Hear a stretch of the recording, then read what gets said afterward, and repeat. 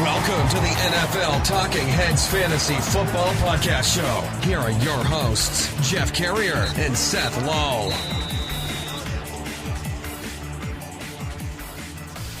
Hello, everyone, and welcome back to the NFL Talking Heads Fantasy Football Podcast Show. Back for another great episode. I am your host, Jeff Carrier. He is Seth Lull. Back for part 2 of our can't miss players. Players that we're going to rely on. If you haven't listened to our first part on this, go back and listen to the previous episode. We're going to be discussing 2 more players apiece. Seth and I haven't seen each other's list, so hopefully we have 4 different players. This is going to be more on players that have a higher floor, players that when we draft, we'll be able to sleep well at night. You know, as we like to say, give me the points.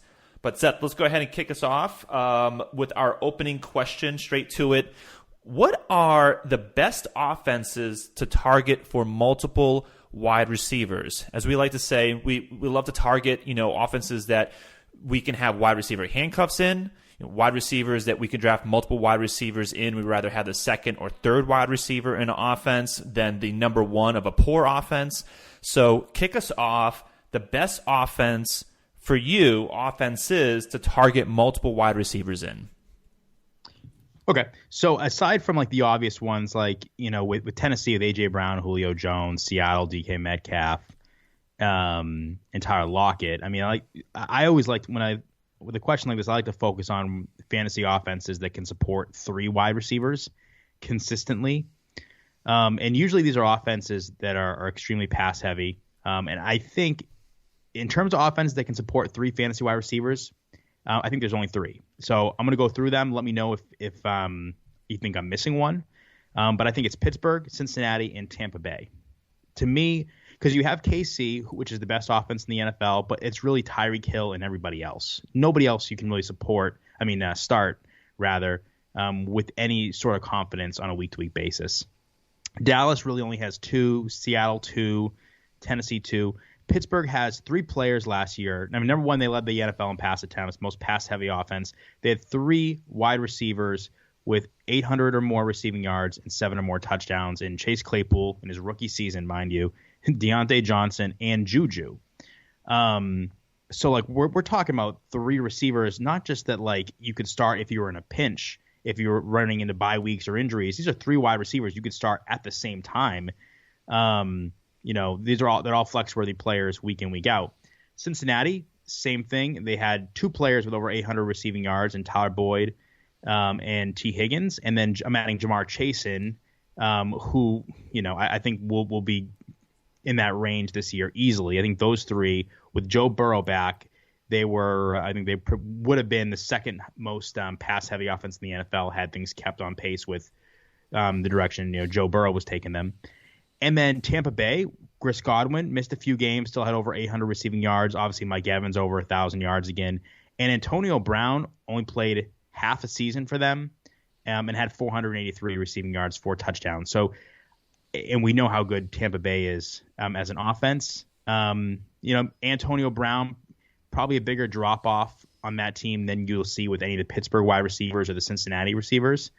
But I think those are 3 receivers that you can – or 3 offenses, rather, you can target for multiple receivers in those offenses. And, especially with Cincinnati's case and Pittsburgh's case, you're not going to have to invest a high amount of draft capital to acquire them. You're not going to, none of those receivers are going in the top 4 rounds. Yeah, I think the clear-cut number one, at least for 3 wide receivers, it has to be definitely Pittsburgh, just because out of the examples you gave, you talked a little bit about Antonio Brown kind of playing a portion of the season. There was definitely some games where when you have 3 players, obviously they don't need to be performing week in, week out, but at least 2 out of the 3 is going to be performing. But with Pittsburgh, they had all 3 actually have a good year last year. They all come back. They have the same quarterback. It's going to be a high throwing offense. You're throwing in Jamar Chase, which I would agree. I mean, I would as well. The only thing would be is they had AJ Green there that really wasn't a number 3, but I think that would be a good qualification because Jamar Chase should kind of take that next level above what AJ Green's able to perform at this stage in his career. And you also mentioned some other pretty good ones that I think are close, but definitely clear cut, like two-headed monsters, like a Tennessee. You missed out on, my team that clearly has a two-headed monster. The Rams? The Rams. Yeah. Well, yeah. The Rams have two, but they don't have a third. They don't even have anybody. They don't have a third receiver that you could ever start or even roster. No, I could see, though, however, I could see with the addition of Matt Stafford, I could see them having maybe a close to comparable third to, like, Cincinnati. Like, is Cincinnati going to really have, like, a really strong three-headed monster like Pittsburgh, or is it, like, a good complementary third person? Like, maybe Van Jefferson takes the next step. I doubt Deshaun Jackson can stay healthy, but maybe they have some kind of balanced third person there, the way that Atlanta had kind of a little bit last year. So I think those are all good names. I think the ones that you throw out were definitely probably the best to comment on, and I think obviously the cream of the crop when it comes to multiple wide receivers, it just has to be Pittsburgh. I mean, just with the quality of the receivers and then the passing volume alone. 100%. Yeah, and it just demonstrates how hard it is for an offense to be able to support three fantasy wide receivers consistently. I mean, there's plenty of offenses where you have two good ones, but it's just so hard. Even a team like the Chiefs, which is so high powered, you have Pat Mahomes. And they've yet to find that consistent number two receiver that's offering consistent fantasy production. So. Yeah, and of course, obviously, anyone listening to the pod will be as well. Their second wide receiver is Travis Kelce. Yes, we get it, but obviously, he's still clearly a wide receiver in their scheme, not named Tyreek Hill, who's playing on the outside, has struggled being so consistent because Kansas City, and they have a lot of high passing volume games, but there's a lot of times that they can kind of remind me a little bit of Green Bay in the sense where they're so efficient. Mahomes is so efficient, like when the game when Tyreek Hill had like two 50, 60-yard touchdown passes, there's just less passing volume because they have big chunk plays and et cetera, that oftentimes that's part of the reason why there's not a number 2 or 3 wide receiver in Kansas City. And I think that's the same could be said with Green Bay. They're balanced, they run a lot, and Green Bay is so efficient that, Aaron Rodgers throws 30 times, not 45. So now Dallas is the only other team I think that might be on the cusp of potentially breaking into this group, but depending on what Michael Gallup does this year. Obviously, they got 2 with CeeDee Lamb and Amari Cooper. Michael Gallup had a pretty poor showing, pretty bad year last year. But, I mean, he's definitely, I could see with Dak back, there's the potential for me. He's only 25 years old. He did have over 800 receiving yards, but only 59 catches for Michael Gallup. I think you could make the case that Dallas should join that list, with Michael Gallup being somebody that you don't want to start every week, obviously, but if one of the other, if there's a bye week or an injury and you have to start him, he's someone that you could at least roster and also use as a wide receiver handcuff if one of the other two go down. 100%. I mean, one is he should have played a little bit better last year than he did. He was not the rookie like CeeDee Lamb was, so you would have expected Michael Gallup to maybe have done a little bit better and then maybe project CeeDee Lamb to kind of leap him in year 2, but it took literally like 1 week and CeeDee Lamb was over Michael Gallup, so that's concerning. But to your point, even if he's really taken a back seat to the other two, any injuries to the top 2, any kind of crazy high volume passing game, he's going to get his volume of touches and touchdowns. So he's definitely someone that is going to be rosterable, and they're definitely right there on the cusp of Michael Gallup will be a bye-week fill-in flex wide receiver. That's for sure. And it might not be pretty, but because of the team he's on and the passing volume, at the very least, he will be that. Yep. All right, so we're going to get into, and Seth, just kind of recap. I know I kind of mentioned it at the top of the episode, but just in case someone didn't listen to the last episode, our focus here for these can't-miss players, part 2, round 2. Yeah, I mean, again, we're talking about players that, we feel very confident that might not have the highest upside, but they're players that are reliable, for the most part have been consistent. We know what to expect, and we look at the when you look at the players, we're like, okay, I know what to expect from this player. You can pencil this player in for, X amount of yards, X amount of touchdowns. He might not be the most sexy player. There are other players at that particular point in the draft that you might be tempted to go and grab. But if you want to, just give us the points, like we always say, these are players that, you can bank on, and we're pretty confident we'll have at least very respectable years. Perfect. And I'm gonna add, let me go first with the first player, because it kind of fits right in with the opening question. We just talked about one of these offenses.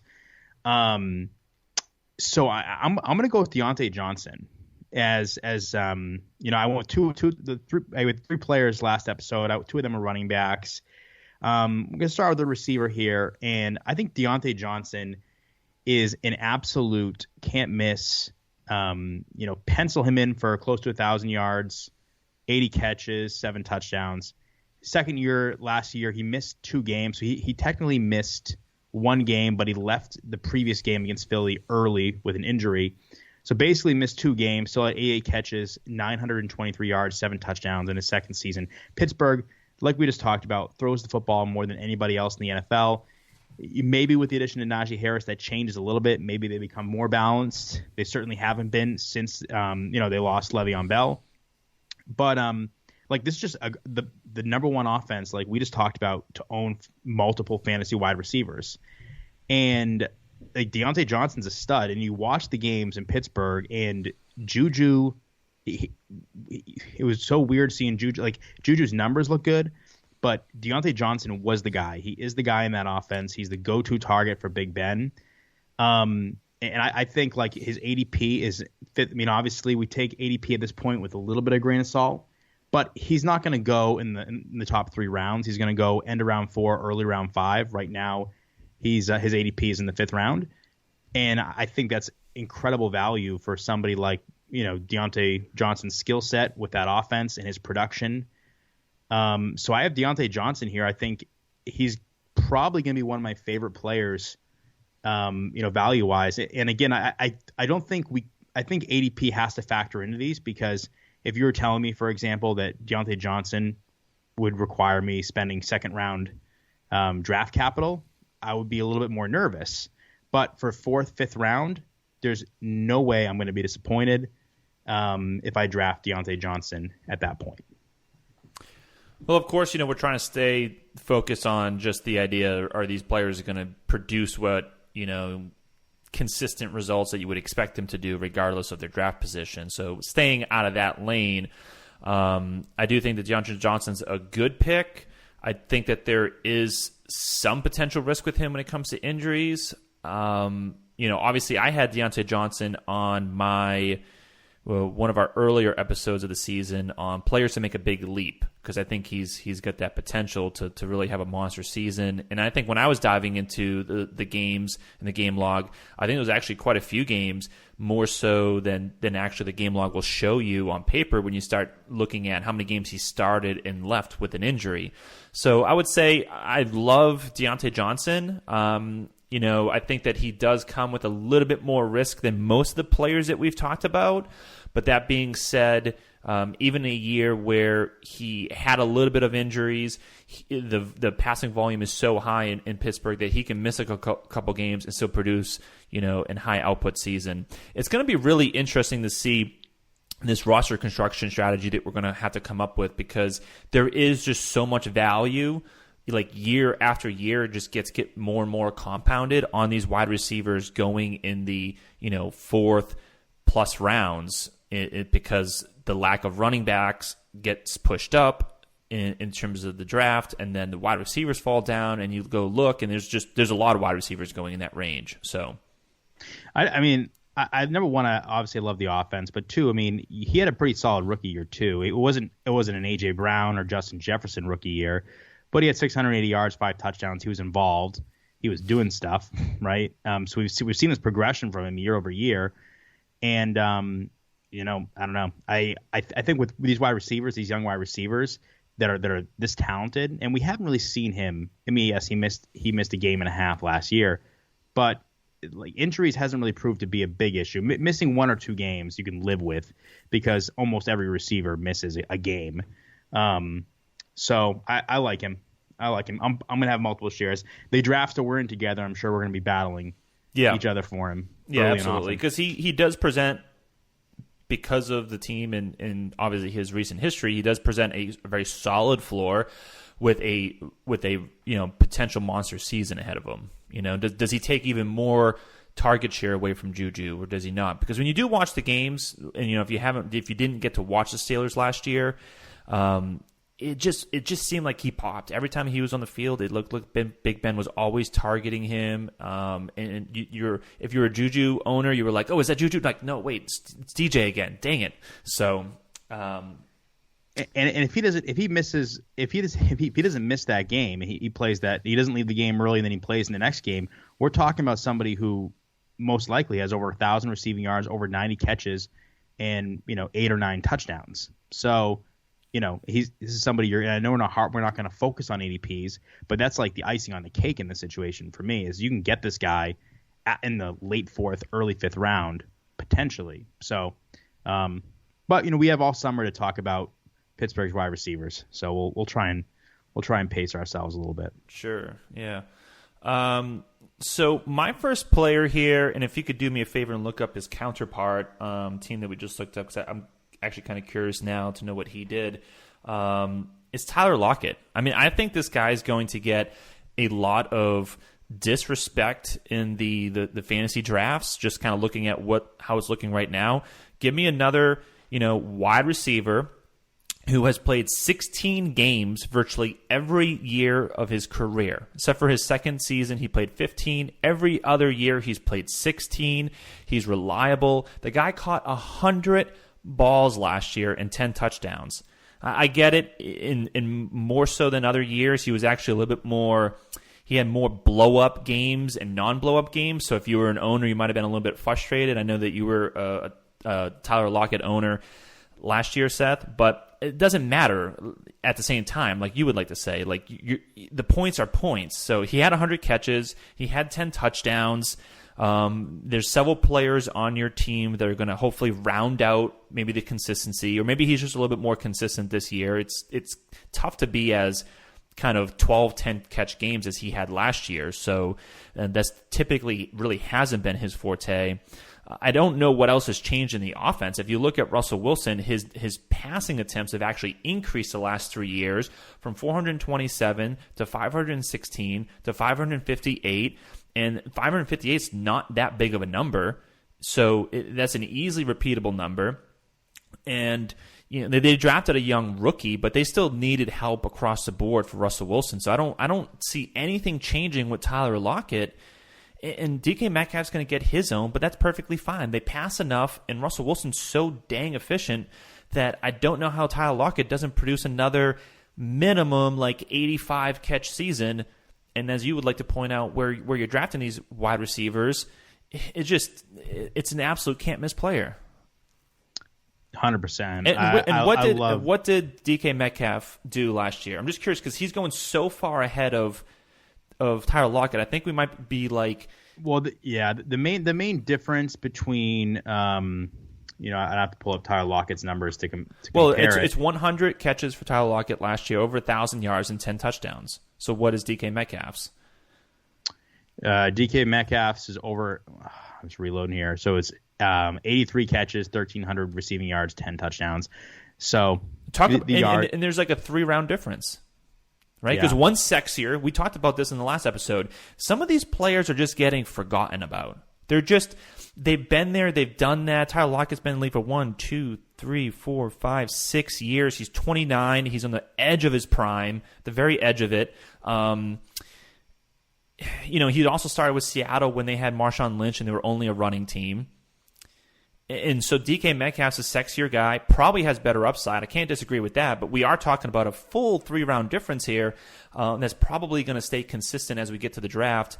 Either way, both are rock solid, but I love Tyler Lockett and everything about him. Yeah, and I like him for all the reasons you mentioned, but the other thing about Seattle is, number one, they don't have a third wide receiver for Miles. Like, there's no number 3 that's even approaching like being involved, you know what I mean? Unless Dwayne Eskridge, a rookie, surprises some people, which unless that, which which we're not. I think Dwayne Haskins could be sneaky, like distant third, and I'm talking like 40 catch season, and that would be 1, good for the offense, 2, good for a rookie third wide receiver, and 3, not hurt the top 2 wide receivers at the same time. I think all 3 of those things could happen and could be true. And Seattle's no longer a run like they're a pass heavy offense in their own right. So I like that. And Tyler Lockett and DK Metcalf last year each had 24% in target share percentage. So like basically 50% of the target share percentage is being soaked up by 2 wide receivers. That's to put in perspective, Cooper Kupp and Robert Woods, when you look at the Rams, they have no third wide receiver. They kind of dominate that offense, and they had 23% target share percentage, each of those 2. So, yeah, I like Tyler Lockett. I think obviously, with DK Metcalf, he's drawing the team's number 1 corner. A lot of the offense is going to be focused on the defense rather is focusing on Metcalf because he's like the Calvin Johnson type receiver, take the cover off the ball, take the top off the defense, or whatever you want to call it. Yeah, I like Tyler Lockett a lot. I think he's a good one. Excellent. All right, let's go to your next pick. All right, so this is let me just pull up my notes here when I was doing this one. So I have Leonard Fournette as my next one, and I had to dig into the stat breakdown with Leonard Fournette and Ronald Jones. Because Leonard Fournette, I think, missed the first game of the season. They worked him in kind of gradually. Ronald Jones overall had the best numbers because it was a regular season. But and they're both going in the 6th round. But I like Leonard Fournette mainly because of his involvement in the passing game. Catching passes out of the backfield. I looked at the postseason games and the breakdowns, and it was complete and utter domination. Him versus Ronald Jones. Carries, 64 carries for Leonard Fournette to 35 for Ronald Jones. Receptions, 18 receptions for Leonard Fournette, 0 for Ronald Jones. Touchdowns, 4 for Fournette, 0 for Ronald Jones. So, I don't know. I don't really know. Hopefully that carries over. My guess is if I had to pick one, I'm going Fournette. I like them both in terms of good value plays, but I feel a little bit more strongly in Leonard Fournette. Like I think he's going to be the guy in that offense. Brady wants to go with players that he trusts. Clearly, he trusts Leonard Fournette, as evidenced by what we saw in the postseason. And I think Leonard Fournette's going to be the guy that catches passes. I think he's the better overall consistent running back. Ronald Jones had some fumble issues during last year, as you can remember. I think Ronald Jones is the better runner. Better, top end speed, more explosive, blah, blah, blah. But I think Leonard Fournette's the guy you're going to want to roster if you had to pick one. And we know the drop off we see at the running back position. Once you get out of rounds 1 and 2, it becomes a situation where you're going to probably pay a premium every single round, no matter which running back you grab, because you need running backs and there's only so many good ones. I think Leonard Fournette is going to be that kind of like that sweet spot where you can justify taking him and feel pretty good about it, given the offense he's in, and given that you're going to get pretty consistent production from him. So I have Leonard Fournette as my second player here. Yeah, that's an interesting one. I think it's definitely a little bit riskier. It is tough finding these running backs. I will definitely say that. As I was going in here looking for round 2 of our episode, I didn't find another running back. It was tough to find. My Nyheim Hines was one of my only late rounds that I felt comfortable with. I think you can say that there was a lot of games that Fournette kind of was in and out in terms of not playing, which you would probably have to really expect in terms of this upcoming season, just because of his availability has been very questionable. Down towards the end of the season and mainly the postseason, he was very productive and the most productive running back. So I guess that you're kind of playing off of that in terms of that rolling into the next season. I think this is going to be probably the one that I least agree with, just being, if I had to pick one that's going to be much more consistent in terms of the running backs, I would definitely pick Fournette, especially since he's the person who's going to catch the ball, and he seemed to win over the job at the end of last season. But I think those are all like like who knows, like just hypotheticals. I think that there's a lot of unknowns when it comes to Fournette and what Tampa Bay wants to do at running back from week in, week out. I can't call him a can't miss player. I can call him a can't miss player if like for what you're going to expect him to provide you. I think he's going to be steady. You know that the touchdowns are going to come because he's in one of the highest scoring offenses. He caught 36 balls last year in a year when he had no training camp, no preseason, no real offseason with Tampa Bay. They added him right before the season started. And we saw the chemistry kind of like pay dividends in the postseason once the rubber met the road. So I don't know. I think if he plays in, obviously you're right. They're going to go with a hot hand to some extent. Not as bad as like the 49ers, but there are going to be some games where it's more Ronald Jones heavy. But I think Leonard Fournette is someone they can catch over 40 balls and fall into the end zone, 7 or 8 times. Probably won't get 1,000 rushing yards because Ronald Jones might carry the rock more. Who knows? Might be pretty even. But I think the numbers that he's going to end up with, like I think that it's gonna justify taking him, a mid to late round pick. Just based on like I think you can pencil him in for a pretty solid season. Obviously low upside. Yeah, but he is coming off the board in terms of drafts right now at the 31 ranked running back. He finishes the 35th last year. Mm-hmm. So, in terms of what you have to pay, should he deliver results based on his draft capital? It's not a bad statement. It's definitely. I guess he's going in front of Nyheim Hines, and I guess it's a similar conversation to what I have about Nyheim Hines. So I can't dog it too much. But I like both of them. They both do different. They both produce in different ways, but they both kind of accomplish the same thing. Nyheim Hines is more of a niche specialist type running back, and Fournette's a little bit of like do everything, but it'll be more scattered. He's only 26 too, so he's young enough. And they drafted what's the running back Tampa Bay drafted the other year? Vaughn, yeah. And they didn't use him at all. So with Tom Brady, like we know Tom Brady wants to stick with what he's comfortable with, who he trusts. And I think Fournette turns in a pretty good season this year. Yeah, I mean he's definitely going to be probably someone that you're gonna look at if you end up going wide receiver heavy in their first few rounds, right? Because you're going to want someone that can at least be on the field, and on most weeks probably give you that 10 spot in terms of running back 10 points. So I hear you there. Yep. All right, what you got? My last one is Tyler Boyd. Sticking with our wide receiver theme again here. A lot of people, again, in terms of someone who's probably going to get a little disrespected, who's been kind of around for a while. Tyler Boyd finished last year with 79 catches. And as we know, Joe Burrow exited after week 11. He played 10 games. After Joe Burrow went down, there was only 2 games for the rest of the season. 2 games for the rest of the season that Tyler Boyd caught more than 1 catch. 2 games. Where obviously he did that in every single game with Joe Burrow. With Joe Burrow, he caught a minimum of 4 every single game. With Joe Burrow, he was on pace. And again, I'm still going off of projection 16 games because I think mentally we all understand what 16-game projections sound like. 104 catches and over 1,000 yards with Joe Burrow at the helm. Pretty different than the 79 he had.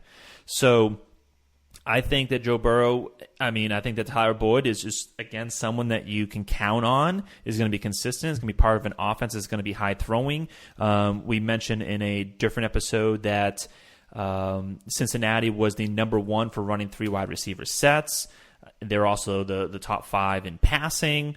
So this is someone that you can easily slide in almost into a wide receiver 2, wide receiver 3 spot and feel very comfortable where they're at, assuming that Joe Burrow is going to be starting the season. Yeah, I agree. I mean, you know how much I love Tyler Boyd. Yeah. And I think he's going to go at the right price because you're going to see T. Higgins and Jamar Chase go ahead of him. Jamar Chase is a rookie, and we've seen a lot of these. Is Jamar Chase really going to go ahead of him? I think I don't know. He's right now 6'11" to Tyler Boyd's 8.01. I think he goes ahead of him just because of the draft capital Cincinnati used to get him. I mean, This is a good deal because Tyler Boyd was still kind of the de facto number one last year, and we all anticipate, as you mentioned, like we anticipate T. Higgins making the next step. But what if he makes the next step and then all of a sudden he gets number one corner, Or it's just we're getting free value here. And I will say this about Ja'Marr Chase, which I'm excited about. Just looking at A.J. Green's numbers, the guy had 104 targets last year. I mean, Ja'Marr Chase can just slide into the third spot with 104 targets.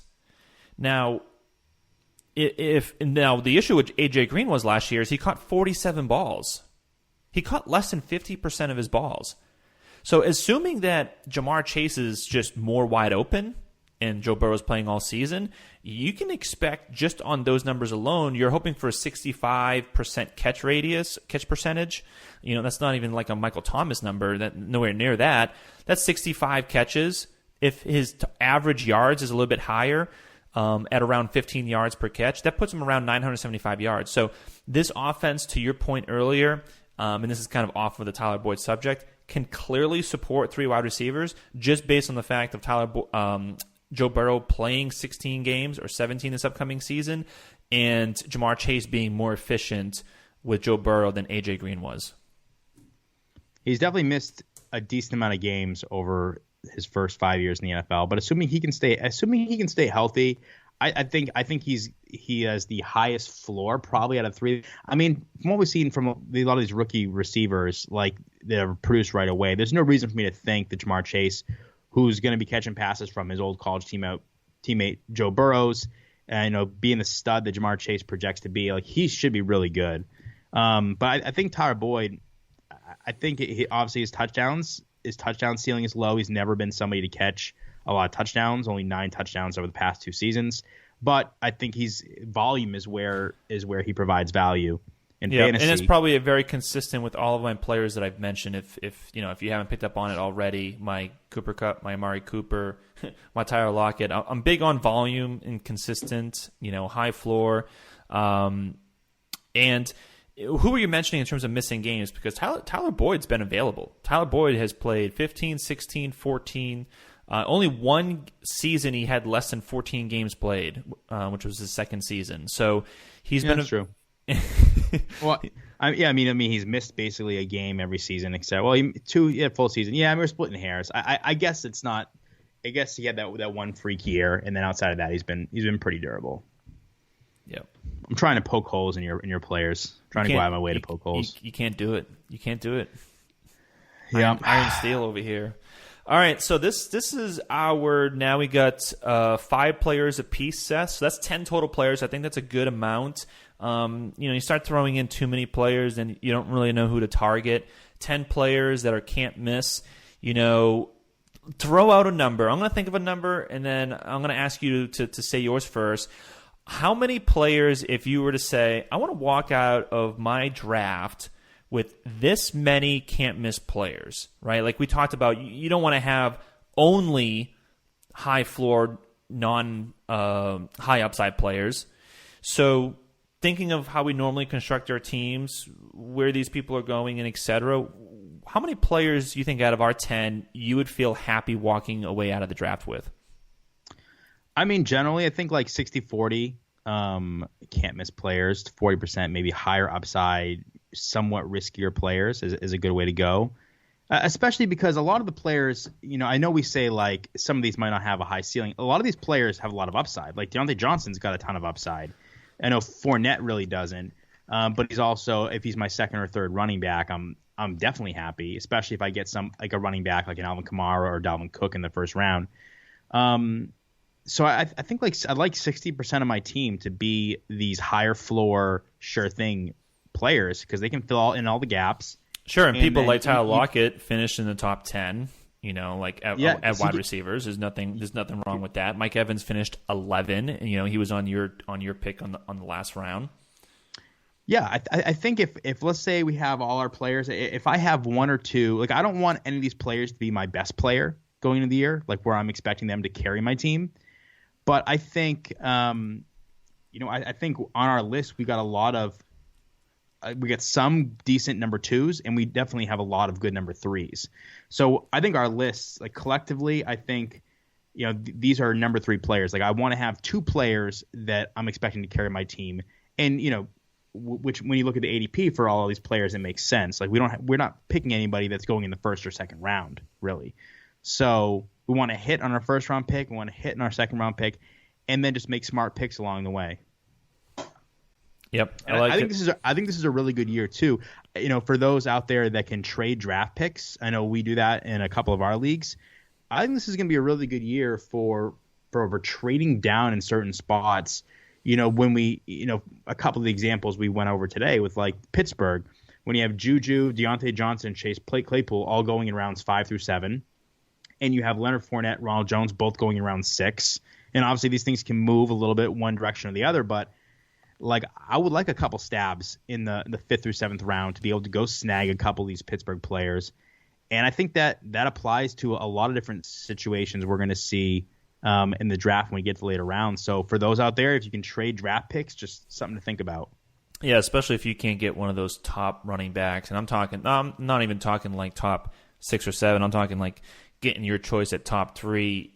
Early indications to me, I need to sit down and look at this a little bit more. But as we get closer to this, the middle half, the back half of the first round might be a great spot to do exactly what you're saying, because all of the running backs get moved up, and if it's not a super elite running back, then why am I going to take this wide receiver there if I can get a 100-catch guy in the 4th round? They're just kind of laying around over there with Cooper Kupps and Tyler Boyds of the world. So, is this also going to be a year where?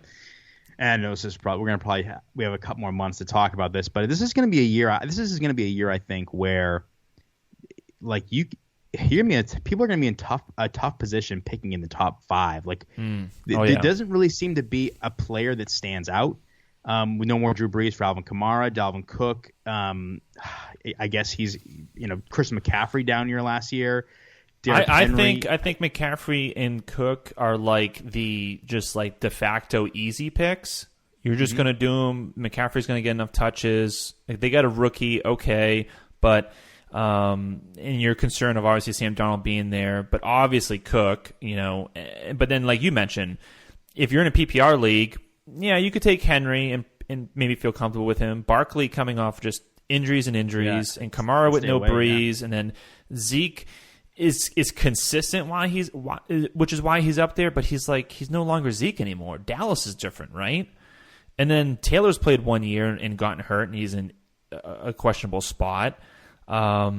So I just think you have to obviously take a running back, but it's just going to be, I don't know. Like for me looking at it, I don't know which direction I go, because they're all flawed to some extent. There's no like consensus number 1, and you can say McCaffrey, but it's not as strong of a consensus running back as we've seen in years past. No, I wouldn't be even surprised if Dalvin Cook just goes 1. At this point, after what he did last year, McCaffrey coming off another injury with more questions at the offense, but I do think that they are definitely the 1 and 2, and after that, it gets even more Swiss cheesy, right? So, and you don't want to be kind of picking and having this tiny feeling in your gut like, oh man, I hope Barkley is good in the offense and he doesn't get injured, and like all of these things. Like you don't want to be picking in the top 5 and having that kind of feeling. Like that, to your point, the top end of this draft is going to be presented some very hard decisions. 100%. And Dalvin Cook has missed over 20 games in his first 4 years. So this is a guy who always misses time. Yeah. But I guess these are first world problems. If you have a top 5 pick, no one's really feeling sorry for you at the same time. Yeah, at this rate, you still probably want that over having to pick 9th. But yeah. So that's going to wrap up our episode. Another round of can't miss players. We are the NFL Talking Heads. Thanks for listening, everyone. Thanks so much for listening to this episode of the NFL Talking Heads Fantasy Football Podcast Show. Try saying that 3 times fast. With your hosts, Jeff Carrier and Seth Lull. We'll catch you next time.